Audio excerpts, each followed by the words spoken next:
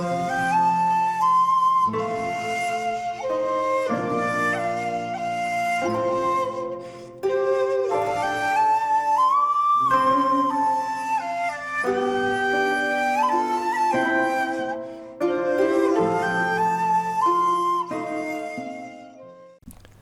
there, this is Solitary Ronin from Solitary Ronin Films, and welcome to another random review. Today's random review is another modern film. Jiminy Cricket. It's from 2018, if you can believe that. And it's Keep an Eye Out. Written and directed by Quentin Dupieux, who also directed Rubber, about a killer tyre, and Deerskin, about a deerskin jacket. This stars Benoît Poelvoorde, who you may recognise from the legendary Man Bites Dog from 1992. This is a France-Belgian co-production, and of course Poelvoorde has one of those faces that is just built for comedy. This is from the label Deck Analog.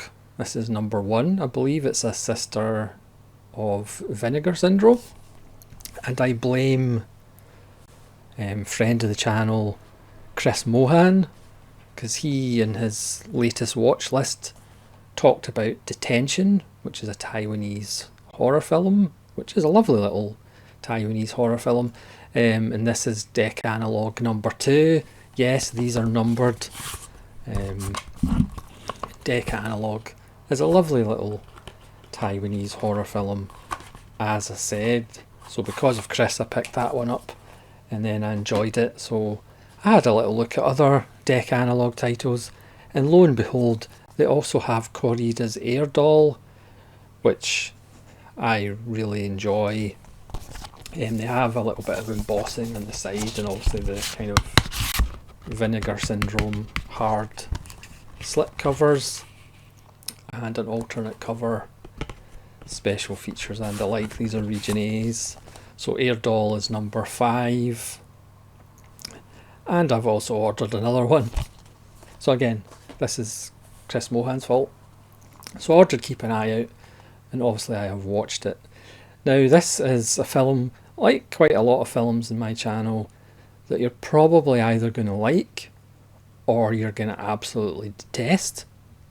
And I don't think there's much in the middle ground. The sense of humour in the film is probably not for everybody.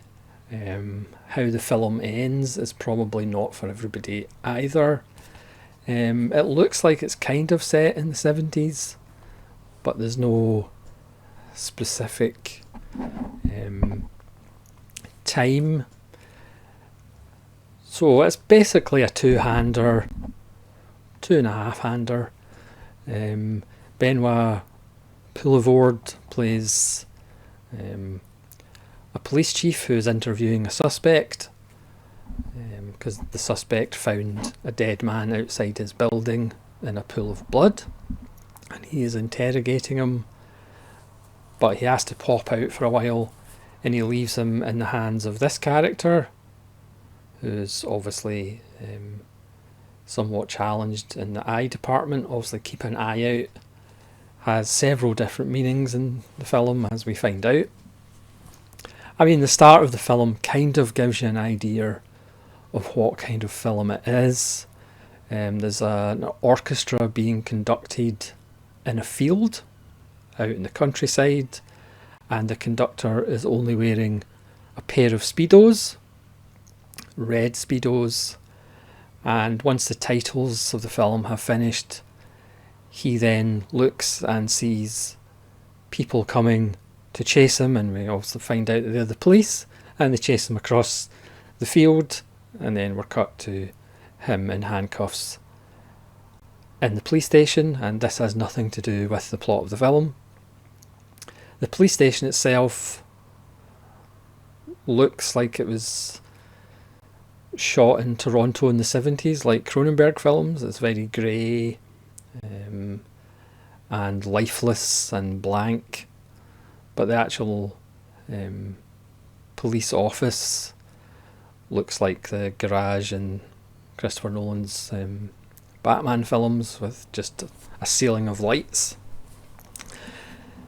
So I mean, it could be done as a play, because it's very wordy, but some interesting things happen. Again, I'm not going to go into the plot, but that would spoil it. All I'll say is during the time that he is left alone with this character, who is a member of the police force, but he actually flunked the entrance exam, and somehow his father doctored the results so he got in. So he's perhaps not the most efficient police officer in the world, and he does have the vocal tick of saying "actually" at the end of every sentence, actually, as does his wife, who we're introduced to, and she also has that habit, actually. And while he is left alone with this character, things happen which affect the rest of the film, and as the witness / suspect recounts his story, we get flashbacks of his story, but then characters from the present appear in his flashbacks asking about the future, which gives a much more vibrant and interesting aspect to the film, rather than having flashbacks of, oh, I did this and I did that and then I found the body, when you have characters from the present appearing in his memories from the past asking about what happened in the future. And there's reports from the suspect's neighbour that he went out 7 times between midnight and 5 o'clock in the morning before he found the body. So we have to go through the 7 return visits that he took outside and down to his flat, and the reasons for that, again, which I'm not going to go into. So this review isn't very heavy on plot, because if I explained exactly what happened, it would ruin a lot of the fun of the film. But it's literally just for you to keep an eye out for the film. But again, it's going to be a film that you either enjoy and go with, or it's going to be a film that, again, really annoys you, and you get frustrated with it, which is perfectly understandable. This edition comes with a commentary by the director Quentin Dupieux, rehearsal footage, a makeup FX test, a theatrical trailer, and there is a nice booklet.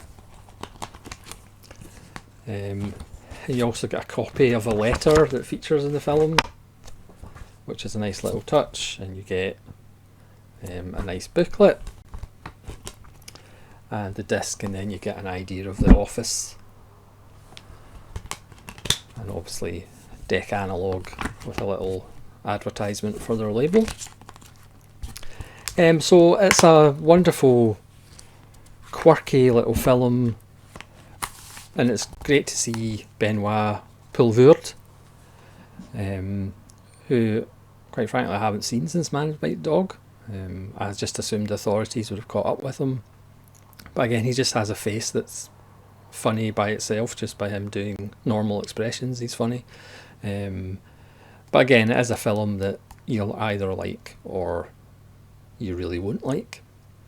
And strangely enough, because I'm doing this video, I really enjoyed it. And I'm really enjoying the lovely cardboard of the Deck Analog series. But you can go over to Chris Mohan's channel and subscribe and watch his watch list. I'll put a link to his watch list where he mentions Detention, which is also a lovely little film as well, and has a lovely cardboard also. So thanks very much for watching. I apologise that this isn't an in-depth study of the plot of the film, but there are reasons for not going into it. But again, it's just an interesting spin, a fun spin on the conventions of these kind of interrogation films that are essentially two-handers, and then things unfold, and even at the end where it might annoy you, it does kind of go into different territory after that, and it actually goes a little bit Kafka at the end, which I enjoyed as well. So thanks very much for watching this random review of Keep an Eye Out from 2018. Can you believe? Another modern film, even though that's 5 years ago. It was modern for me. Please let me know if you've seen Keep an Eye Out and what you thought of it, and hopefully you'll join me again for more random reviews. This is Solitary Ronin from Solitary Ronin Films saying farewell.